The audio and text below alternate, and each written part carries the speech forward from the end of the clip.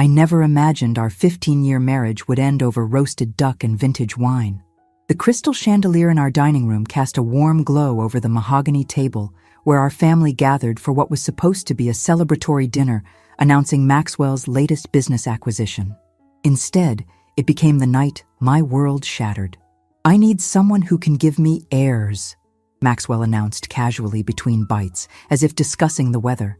The silence that followed was deafening. My fork clattered against fine china as it slipped from my trembling fingers.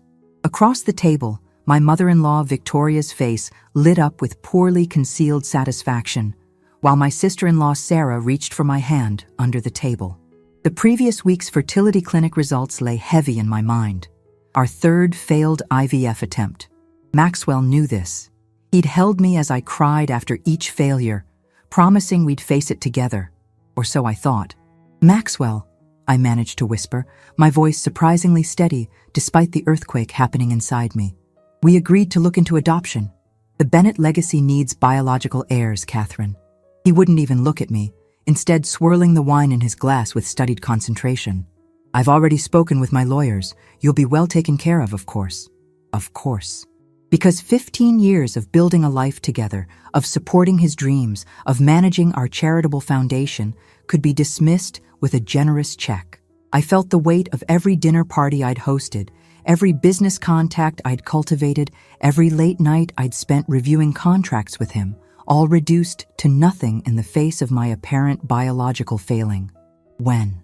The question came from my father-in-law, Robert, his usual booming voice uncharacteristically quiet. "The papers will be ready Monday morning," Maxwell replied, finally meeting my gaze with those steel-gray eyes I'd once found so captivating. Now they held only cold determination. "I trust we can handle this privately and efficiently." I stood up slowly, my legs surprisingly steady. The emerald silk dress I'd chosen specially for this evening, Maxwell's favorite, suddenly felt like a costume in a cruel play. "Excuse me," I said, my voice carrying across the stunned silence. I seemed to have lost my appetite. As I walked toward the door, head held high despite the tears threatening to fall, I heard Victoria's voice. "It's for the best, dear. You must have known this was coming." I paused at the doorway, turning to face the family I'd devoted my life to. "No, Victoria, I didn't. You see, I actually believed in love, commitment, and the vows we took. My mistake, clearly." That night, as I packed my essentials in the guest room, I couldn't bear to enter our bedroom. I found myself staring at my reflection in the antique mirror Maxwell had bought me in Venice on our 10th anniversary. The woman looking back at me was both familiar and strange. Auburn hair styled perfectly, makeup still flawless, but her green eyes held a wildness I'd never seen before. I thought about the foundation's upcoming projects, the children's hospital wing we were about to break ground on, the literacy program I'd developed from scratch. All of it slipping through my fingers like sand. But somewhere beneath the grief and humiliation, a spark of anger began to burn. Sarah called twice, but I let it go to voicemail. I needed clarity, and I knew exactly where to find it. There was one person who'd warned me about Maxwell's obsession with legacy years ago. Someone I'd dismissed as jealous and bitter. James Smith, Maxwell's former business partner and current rival. As I drove through the rain-slicked streets of Boston that night, I didn't know I was driving toward not just answers, but a completely new chapter of my life. All I knew was that the perfectly crafted world I'd lived in for 15 years had crumbled, and standing in the ruins, I was finally free to build something new. My hand shook as I dialed the number I'd kept all these years, more out of business courtesy than any expectation of using it. 3 rings later, a familiar voice answered. "Catherine Bennett. I've been wondering when you'd call." James Smith's office wasn't what I expected. Instead of the sleek, modern decor typical of Boston's financial district, his corner suite felt more like a cozy library. Leather-bound books lined the walls, and a vintage record player softly played jazz in the background. It was nearly midnight, but he'd agreed to meet me without hesitation. "You look exactly the same," I said, accepting the cup of green tea he offered. My hands were still trembling slightly, and the warmth of the porcelain cup helped steady them. "You don't," he replied, settling into the armchair across from me. The Catherine I knew 5 years ago wouldn't have come here alone at midnight after being blindsided by her husband at a family dinner. I nearly dropped the cup. How did you? Victoria called her bridge club friends before dessert was served. His dark eyes held a mixture of sympathy and something else I couldn't quite read. News travels fast in certain circles. Of course it did. I could already imagine the whispers, the pitying looks, the not-so-subtle speculation about what I'd done wrong. In our social circle, a wife being replaced was never the husband's fault. "Tell me something, James," I said, setting down the untouched tea. "That day you warned me about Maxwell's legacy obsession. What did you really know?" He was quiet for a long moment, studying me with an intensity that made me want to look away. But I held his gaze. I'd spent 15 years looking away from uncomfortable truths. "No more. Maxwell's first wife," he finally said. "Did he ever tell you why they really divorced?" The room suddenly felt colder. He said they wanted different things. She wanted to focus on her career, and he wanted a family. James's bitter laugh made me flinch. Rebecca wanted children desperately. They tried for 3 years. When she couldn't conceive, he did exactly what he's doing to you. Same script, different actress. My mind raced back through the years, trying to spot the signs I must have missed. The way Maxwell would tense up when friends announced pregnancies. His obsessive interest in genetic heritage. The family tree dating back 6 generations hanging in his study. "There's more," James continued, pulling out a folder from his desk drawer. "Remember the Henderson merger last year?" Of course. Maxwell worked on it personally. It had been a major coup for the company, absorbing a smaller but innovative tech firm. "Did you know Tom Henderson's daughter just had twins through IVF? The same clinic you've been using, ironically. Maxwell's been having dinner with them twice a month." The implication hit me like a physical blow. You think he's already planned his next marriage?" "I think Maxwell Bennett has never done anything without a carefully constructed plan." James's voice was gentle now. "The question is, Catherine, what's yours?" I stood up abruptly, pacing the room. The city lights twinkled beyond the floor-to-ceiling windows. A world I'd been part of, but never fully belonged to. "Why are you telling me this? Why help me at all?" James leaned back in his chair, a shadow crossing his face. "Because 15 years ago, I watched Maxwell destroy someone I cared about. Because I stayed silent then, thinking it wasn't my place to interfere. And because—" He hesitated, then continued more softly. "Because you deserve to write your own story, not be a character in his." The words hit home harder than I expected. How much of my life had been shaped by Maxwell's vision? Even my role at the foundation had been carefully curated, the perfect philanthropist wife, making him look good in society pages. "There's an opening on my board," James said casually, too casually. "Executive Director of Corporate Social Responsibility. The kind of position that would typically require someone with, say, 15 years of experience running a major charitable foundation." I stopped pacing. "Are you offering me a job?" "I'm offering you a choice. Maxwell expects you to take his settlement and disappear quietly. Maybe move to the Cape, join a tennis club, eventually remarry someone suitable but less ambitious." His eyes met mine. "Is that what you want?" The answer came immediately, surprising me with its certainty. "No." "Good." He stood up, walking to a cabinet and pulling out a bottle of scotch. "Because I have a proposition for you, one that could help us both." As he poured 2 glasses, I noticed his hands weren't entirely steady either. Whatever he was about to propose, it wasn't just business. "The Henderson merger," he said, handing me a glass. "It's not as solid as it appears. There are irregularities, the kind that could cause problems for Maxwell if they came to light. Especially now, with the IPO coming up." My heart started racing. "How do you know about the IPO? It's not public yet." His smile was sharp enough to cut. "Because, Catherine, in business as in marriage, Maxwell has a pattern, and patterns can be predicted." I took a sip of scotch, letting it burn away the last of my hesitation. "Tell me more." As James began laying out his plan, I realized 2 things.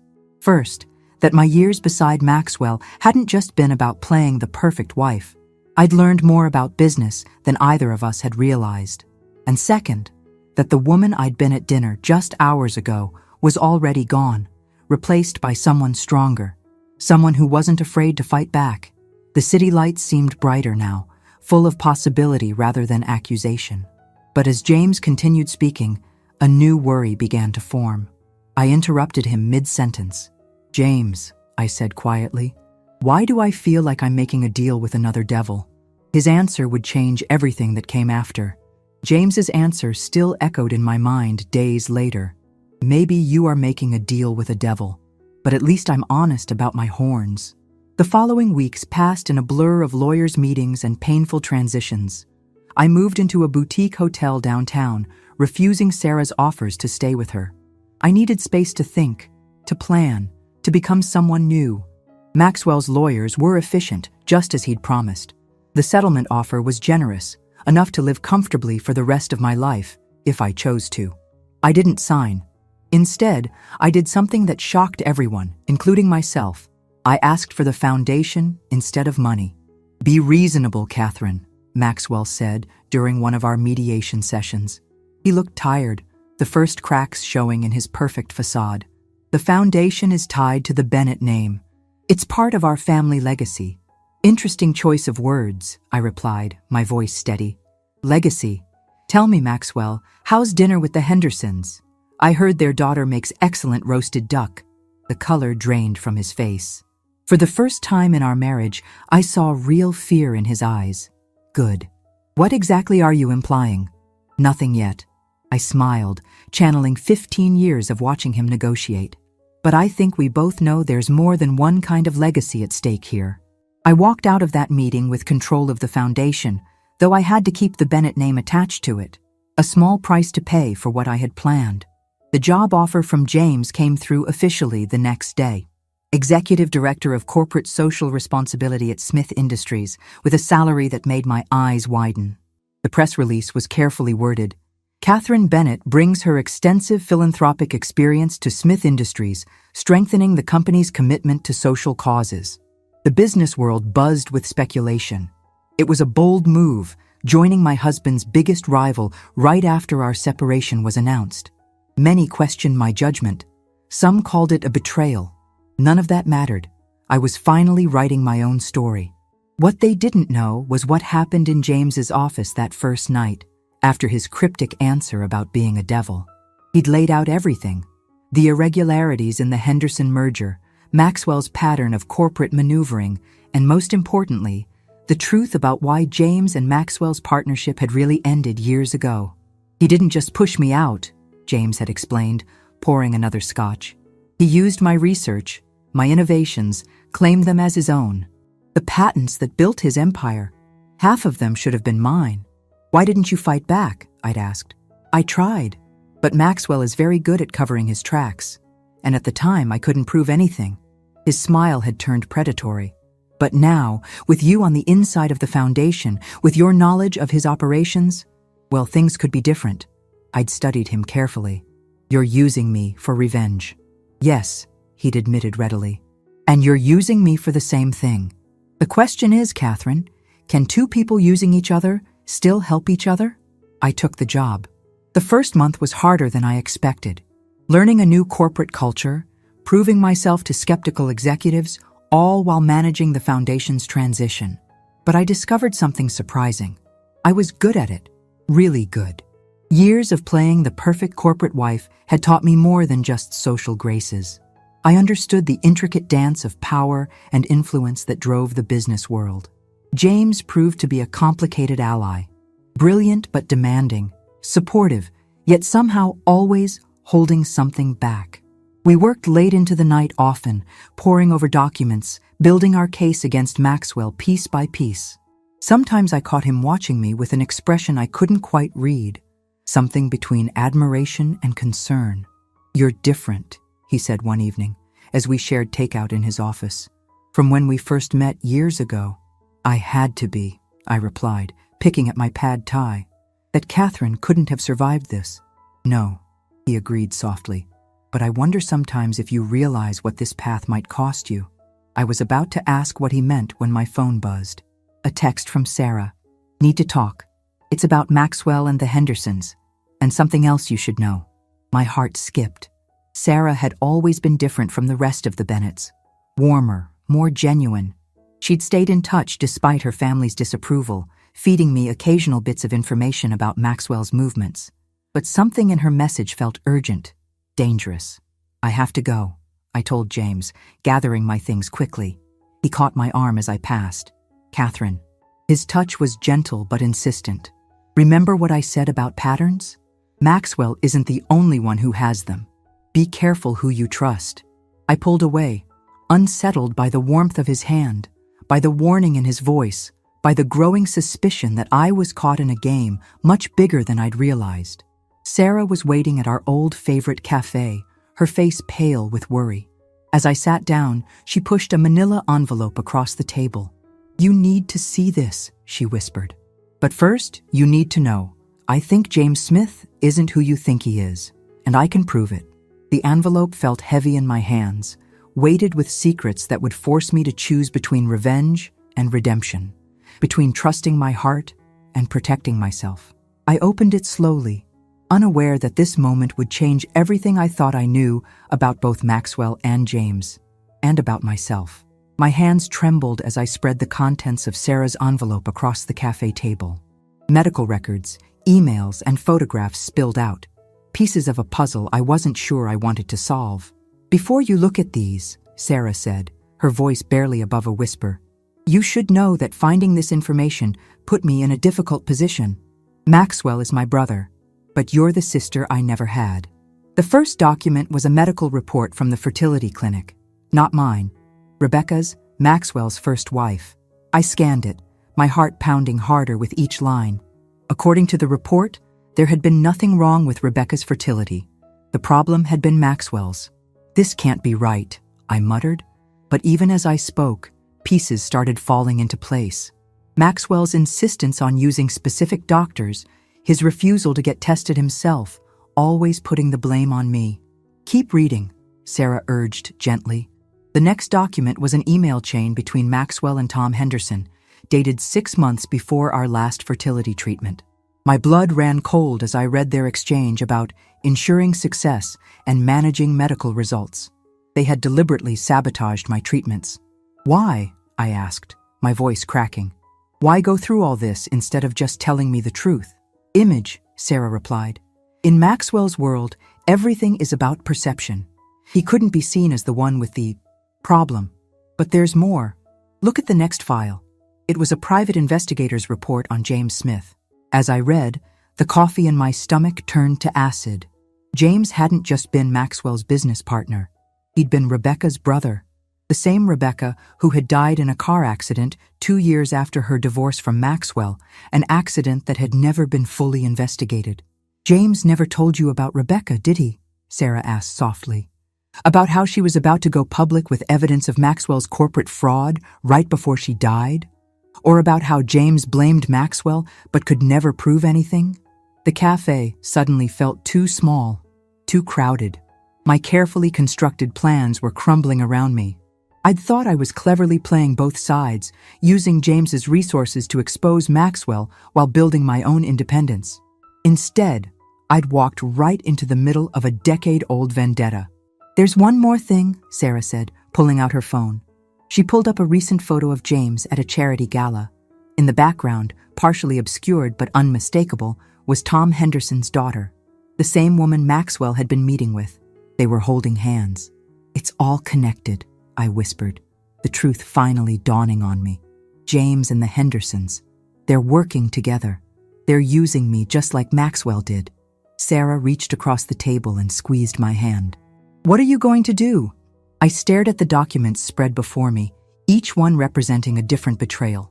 The foundation I'd fought for now felt like a poisoned chalice. The job at Smith Industries, an elaborate trap. Even my revenge had never truly been my own. "I need to think," I said, gathering the papers with shaking hands. "And I need you to tell me everything you know about Rebecca's accident." As Sarah began to speak, my phone buzzed with a message from James. "Emergency board meeting tomorrow morning. Need you there early to discuss the Maxwell situation. 7 a.m. Another message followed immediately. "And Catherine? I think it's time we talked about Rebecca." I looked up at Sarah, whose face reflected my own fear. "He knows we know. Be careful," she warned. Remember what happened to Rebecca when she tried to expose them. I stood up, my mind already racing with possibilities. I need a favor, a big one. Anything. I need you to get me access to Maxwell's private office, tonight. Sarah's eyes widened. He never leaves those files unprotected. The security, I know. But if we're going to understand what really happened to Rebecca, if I'm going to survive this, I took a deep breath. I need to know exactly what I'm dealing with. Both Maxwell and James are playing a game that started long before I came into the picture. It's time I changed the rules. Sarah hesitated, then nodded. I can get you in after midnight. But Catherine, she gripped my arm. What if what you find is worse than what you already know? I thought about the past 3 months, the humiliation of that dinner, the thrill of fighting back, the complicated dance with James, all of it built on lies and half-truths. Then at least I'll know who my real enemies are. As I walked out of the cafe into the gathering dusk, I realized I had less than 12 hours to uncover the truth about Rebecca's death, understand James's real agenda, and figure out how to stay alive while being caught between 2 powerful men who had already proven they would do anything to protect their secrets. The irony wasn't lost on me. I'd wanted to rewrite my story, but instead, I'd stumbled into a tragedy that had been unfolding for years. The question was, could I change the ending before history repeated itself? My phone buzzed again. This time, it was Maxwell. We need to talk. About James, about Rebecca, about everything. Please. For the first time in our marriage, he'd said please. That's how I knew I was in real danger. The Bennett building looked different at midnight. The gleaming glass tower that had been my second home for 15 years now loomed before me like a warning. Sarah had texted the security codes, but my hands still shook as I typed them in.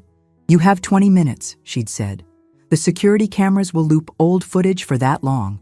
After that, she hadn't needed to finish the sentence. The executive floor was eerily silent.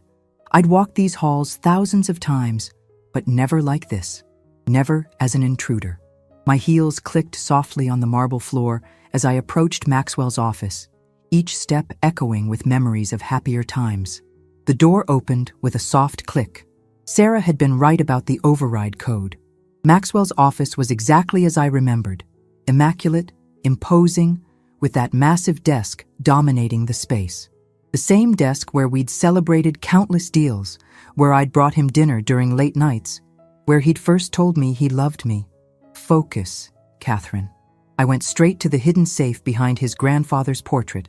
Another piece of information from Sarah. The combination was our wedding date. Typical Maxwell, sentimental about all the wrong things. Inside, I found what I was looking for. A red leather folder marked RC Incident. Rebecca Smith. My hands trembled as I opened it. The first page was a police report about her accident.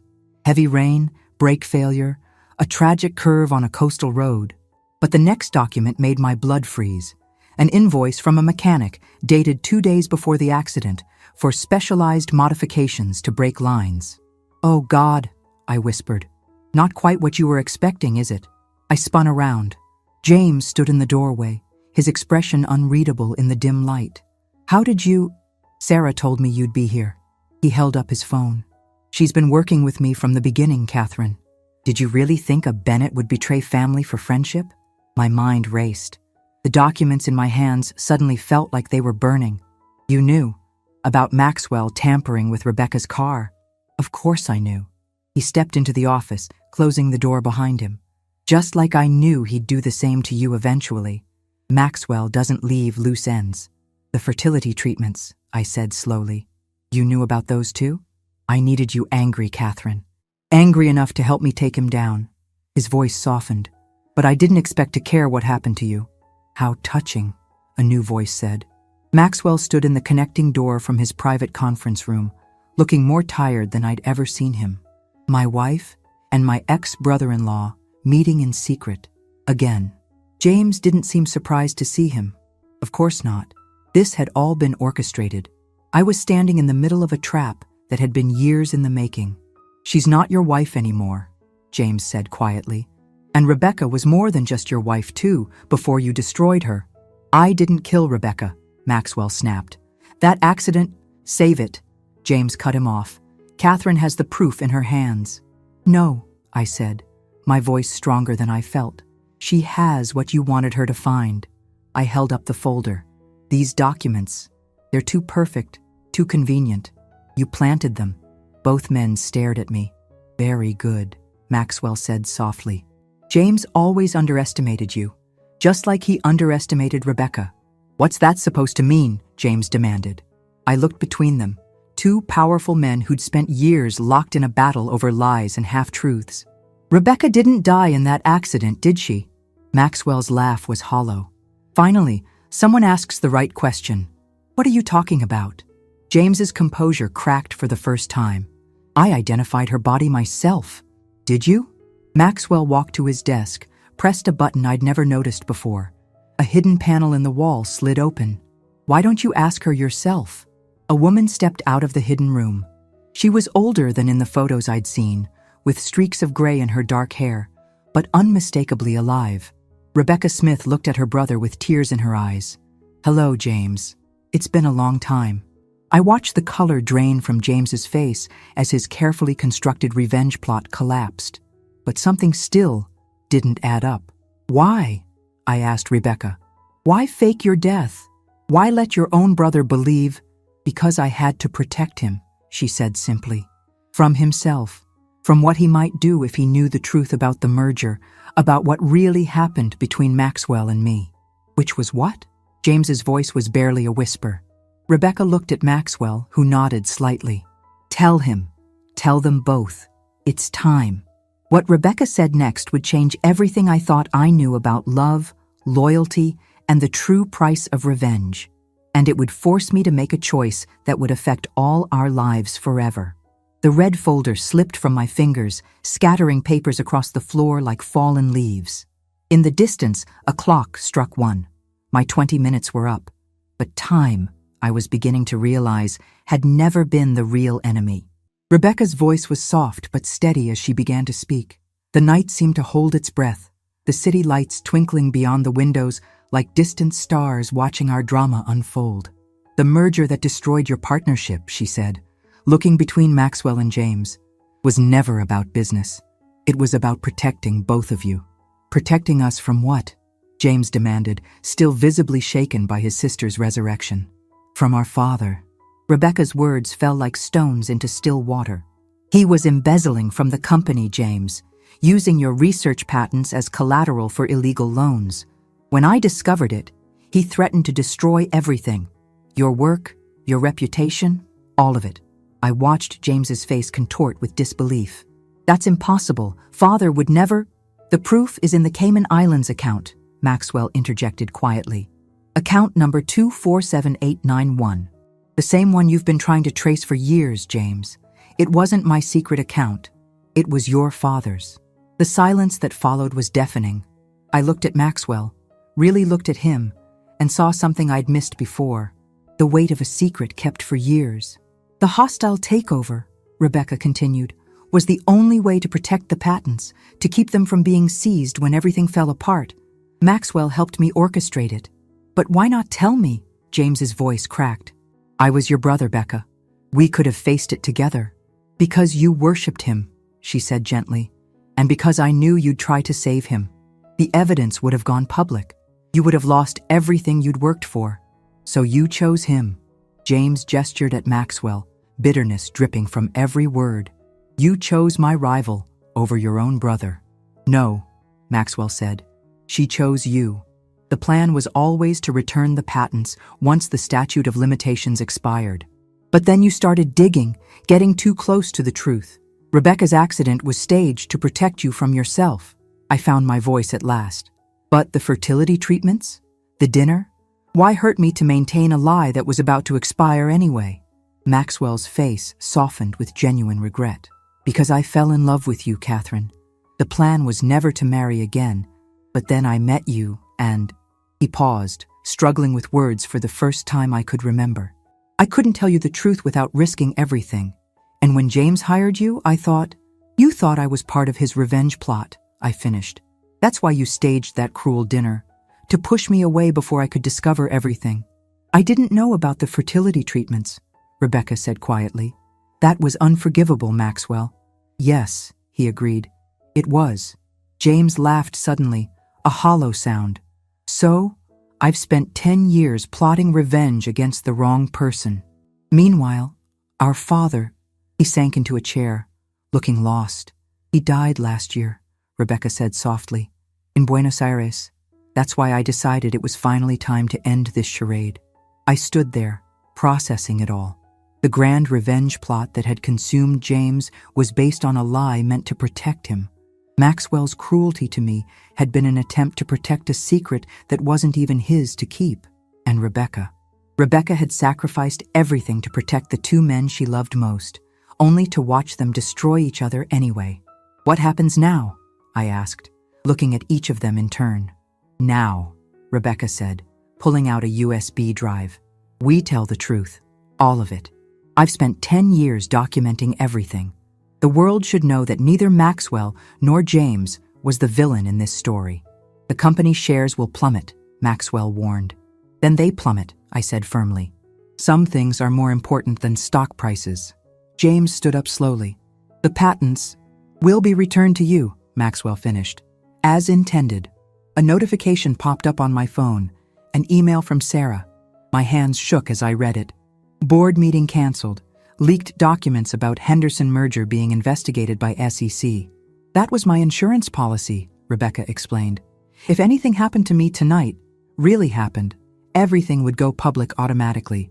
I looked at this woman who had orchestrated such an elaborate deception out of love, and I understood something profound about sacrifice and redemption. The foundation, I said suddenly. That's why you let me have it so easily, Maxwell. You knew this was coming. He nodded. It needs someone untainted by all this. Someone strong enough to maintain its mission even when the truth comes out. And Smith Industries? I asked James. His smile was tired but genuine. Needs an executive director of corporate social responsibility who understands that redemption is possible, if you're still interested. I felt the weight of their gazes, Maxwell, James, Rebecca, each of them waiting to see what I would choose. The night stretched out before us, full of possibilities and second chances. But before I could answer, my phone buzzed again. This time, it was a message that would force us all to confront one final shocking truth. One that would make everything we'd learned tonight pale in comparison. The message was from Tom Henderson's daughter, and attached was a photograph that would change all our lives forever. My hands trembled as I opened the photo attachment. The others gathered around, their faces illuminated by the blue glow of my phone screen. The image loaded slowly, like fate itself was building suspense. It was a hospital document dated 15 years ago, with two names that made my heart stop. Maxwell Bennett and Claire Henderson, Tom Henderson's wife. That's impossible, Maxwell whispered, but his face had gone ash white. The document was a fertility clinic consent form, signed by both parties. But it wasn't for treatment. It was for storage of genetic material, specifically embryos. There's more, I said, scrolling through the attached messages from Emma Henderson, Tom's daughter. The embryos, they were used 3 months ago. Emma is pregnant with twins. The silence in the room was absolute.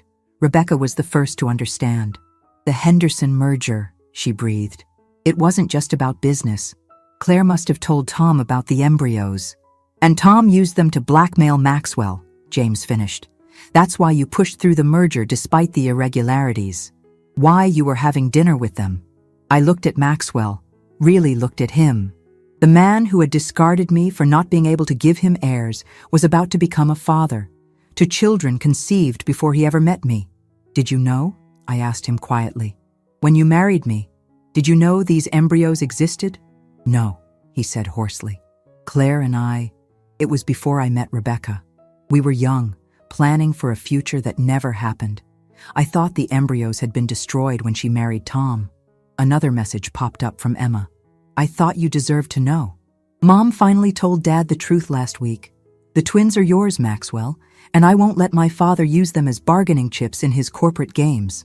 I watched the mighty Maxwell Bennett crumple into his chair, the weight of consequences long buried finally catching up to him. 15 years, Rebecca said softly. We've all been dancing around secrets that go back 15 years. And now, Now everything changes, I finished. James moved to the window, staring out at the city lights. The SEC investigation will uncover the Henderson blackmail. The merger will fall apart. Let it, I said, surprising myself with the strength in my voice. Let all of it come out. The truth about your father, Rebecca's sacrifice, the embryos, all of it. Catherine, Maxwell started, but I held up my hand. No, listen to me. All of you. We've been trapped in this web of secrets for too long. Rebecca gave up 10 years of her life to protect her brother. James wasted a decade plotting revenge based on lies. Maxwell, you threw away our marriage trying to protect a secret that wasn't even yours to keep. And I took a deep breath. I almost lost myself trying to play both sides of a game I didn't even understand. Emma's next message made my phone buzz. I'm sending these documents to the SEC in the morning. I'm sorry, but I can't let my father use my children, your children, as pawns in his game. Maxwell reached for the phone, but I pulled it away. No more controlling the narrative, no more manipulating people's lives. These children deserve better than to be born into a web of corporate intrigue and family secrets. What are you suggesting? James asked quietly. I looked at each of them in turn. Rebecca, who had sacrificed everything to protect those she loved. James, whose quest for revenge had nearly consumed him. And Maxwell, my soon-to-be ex-husband, about to face the consequences of choices made long before he met me. I'm suggesting we do something none of you have done in 15 years, I said. Tell the truth, all of it, on our own terms. The companies, Maxwell began. Will survive, I cut him off. Or they won't. But those twins deserve to be born into honesty, not another generation of secrets.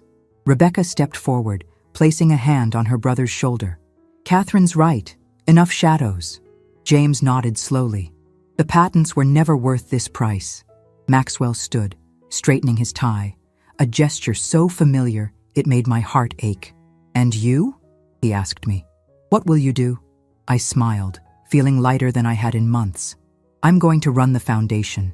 Really run it, not just as a society wife's project. And I'm going to make sure those twins grow up knowing they have a whole extended family who chose truth over pride. Even after everything I did to you? Maxwell's voice was barely a whisper. Especially after everything. Because that's how we break the cycle. My phone buzzed one final time. Emma again. I'm at the hospital. Early contractions. Please, I don't want to do this alone. I looked at Maxwell, saw the fear and hope warring in his eyes. In that moment, I made a choice that would define not just my future, but the future of 2 unborn children. Come on, I said, gathering my things. Let's go meet your children. It's time to start writing a new story. As we left the office, Maxwell, James, Rebecca, and I, the sun was just beginning to rise over Boston Harbor. A new day, bringing with it the promise of truth, redemption, and maybe, just maybe, a chance to heal old wounds. But first, there were 2 new lives coming into the world, and I had made a promise to myself and to them. No more secrets, no more lies, no more letting the past poison the future. The story wasn't over yet, but at least now we were all finally reading from the same page. The hospital corridor felt endless as we rushed toward the maternity ward. Maxwell's usual confident stride had been replaced by something almost tentative. Behind us, Rebecca and James followed, their footsteps echoing our urgency. Emma Henderson was already in delivery when we arrived. Her mother, Claire, stood outside the room, her perfectly maintained facade cracking at the sight of Maxwell. You came, she whispered, then noticed me. Catherine? I don't understand. Neither do I most days, I replied with a gentle smile. But right now, that's not what matters. A nurse emerged from the delivery room. Ms. Henderson is asking for Mr. Bennett. She paused, looking between Maxwell and James. The father? Maxwell stepped forward, then hesitated, looking back at me. I nodded encouragingly. Some moments transcend past hurts, past betrayals. This was one of them. Go, I said softly. Your children need you. As he disappeared into the delivery room, Claire sank into a chair, her shoulders shaking. I never meant for any of this to happen, she said. The embryos, I'd almost forgotten about them until Emma couldn't conceive. When she found out about their existence, You should have told me. Maxwell's voice came from behind us. He was wearing surgical scrubs now, his face pale but determined. Would it have changed anything? Claire asked. Before he could answer, a cry came from the delivery room, the first breath of a new life entering the world. Maxwell rushed back in, leaving us in the hallway with our tangled histories and complicated emotions. The next 2 hours were a blur of activity. Tom Henderson arrived, his face stormy until he saw his daughter holding her newborn sons. I watched through the window as Maxwell held one of the twins, his whole body trembling with emotion. He always wanted to be a father, Rebecca said quietly beside me. It was the one dream he never managed to control or negotiate. I thought about all our failed attempts at IVF, about the cruelty of fate that had his children growing in another woman's womb, even as we tried desperately to conceive. But looking at his face now, transformed by joy and terror in equal measure, I felt something unexpected. Peace. Ms. Bennett? A nurse approached with forms. Ms. Henderson asked that you be listed as the twins' godmother. If you're willing. I stared at the papers, then at Emma's tired but serene face through the window. She smiled and nodded. You're the strongest person I know, she'd told me during one of our secret meetings over the past months. These babies will need that strength in their lives. As I signed the forms, I felt the weight of the future settling on my shoulders, not as a burden, but as a privilege. These children would have a complicated family tree, but they would also have something precious, people committed to breaking old patterns. James cleared his throat. The SEC will still want answers tomorrow. Then we'll give them answers, I replied. The truth about everything, your father's embezzlement, Rebecca's sacrifice, the Henderson merger. But not today. Today is for new beginnings. Rebecca squeezed her brother's hand. Maybe it's time we had that long overdue conversation with our lawyers about the patents. Maybe it is, he agreed softly. The door opened, and Maxwell emerged holding one of the twins. Without a word, he walked to me. Would you like to meet your godson? He asked. As I took the tiny bundle, looking down at eyes that somehow held all our futures, I understood something profound about forgiveness. It wasn't about forgetting the past or excusing wrongs. It was about choosing to build something new from the ashes of what was lost. What's his name? I asked. Emma's voice came from the doorway where she held the other twin. Alexander and Nicholas, she said, after their grandfathers. If that's okay? I saw James flinch at his father's name, saw Rebecca's hand tighten on his shoulder, but then James straightened up. It's perfect, he said. A reminder that our past shapes us but doesn't have to define us. Little Alexander squirmed in my arms, his tiny hand wrapping around my finger with surprising strength. In that grip, I felt all the possibilities of tomorrow. The sun was setting now, painting the hospital room in shades of gold. Claire and Tom sat together, their own complicated history softened by the miracle of their grandchildren. Rebecca and James stood close, decades of misunderstandings beginning to heal. And Maxwell was looking at me with an expression I'd never seen before. Not love, not regret, but something like recognition, as if he was finally seeing me, really seeing me, for the first time. But it was Emma's voice that captured the moment perfectly. Look, she said softly, they're holding hands. And indeed, between their bassinets, Alexander and Nicholas had reached for each other, tiny fingers intertwined, a symbol of connection that transcended all our adult complications.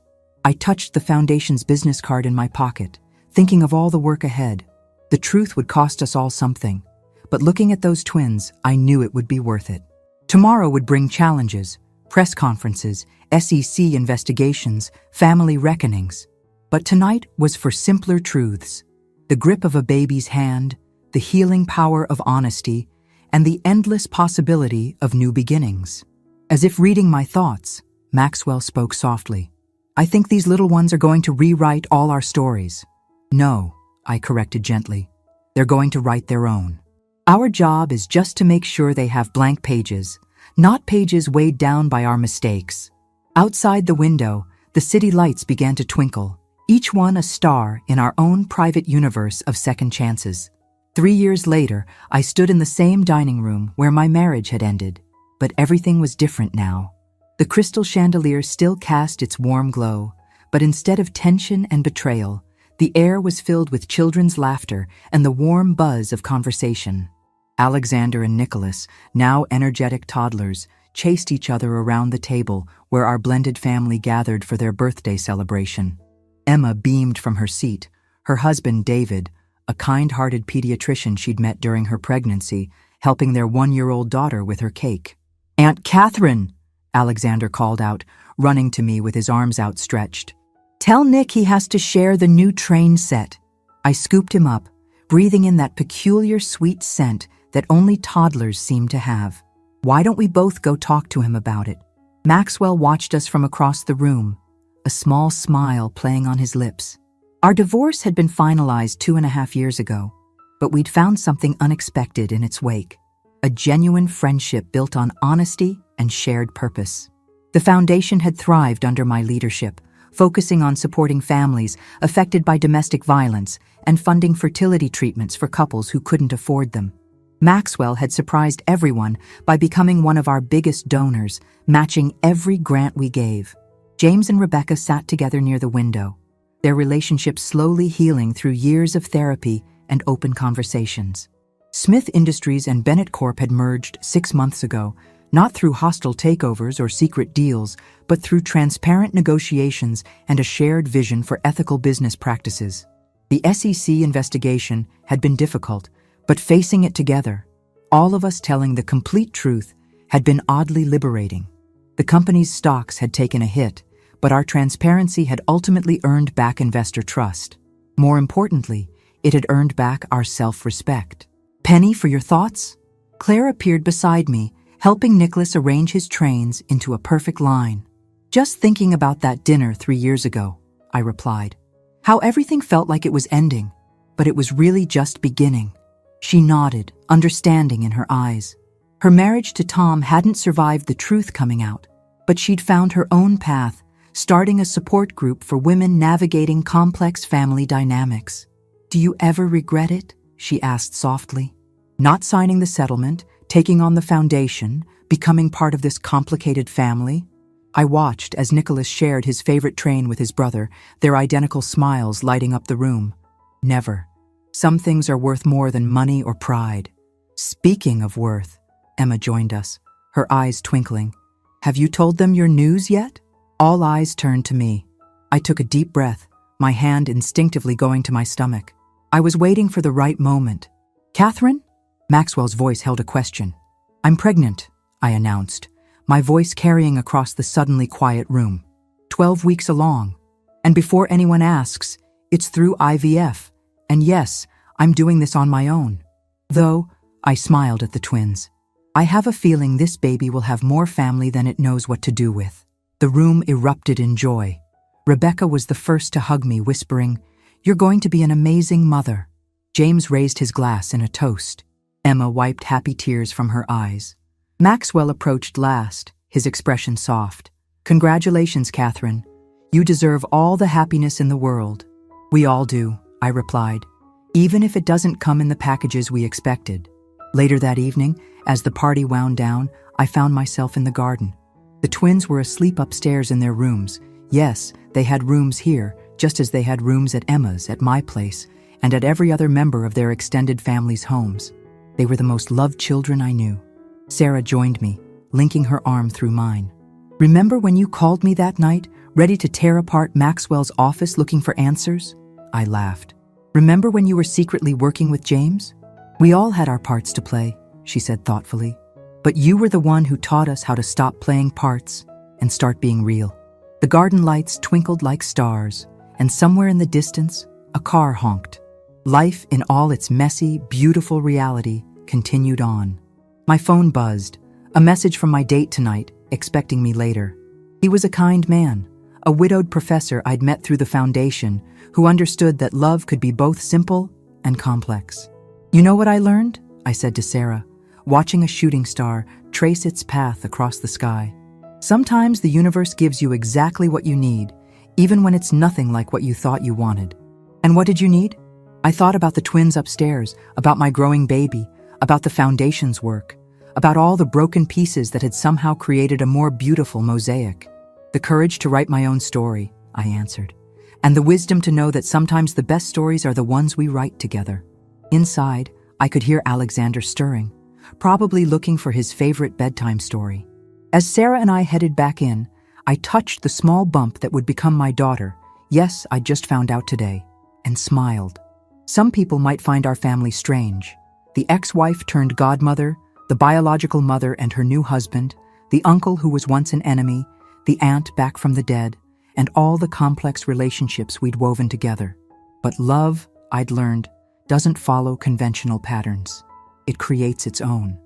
As I climbed the stairs to read to the twins, I caught my reflection in the same mirror that had witnessed my tears 3 years ago. The woman looking back at me now was stronger, wiser, and infinitely more content. She had learned that true happiness doesn't come from fitting into someone else's story. It comes from having the courage to write your own. And what a story it had turned out to be.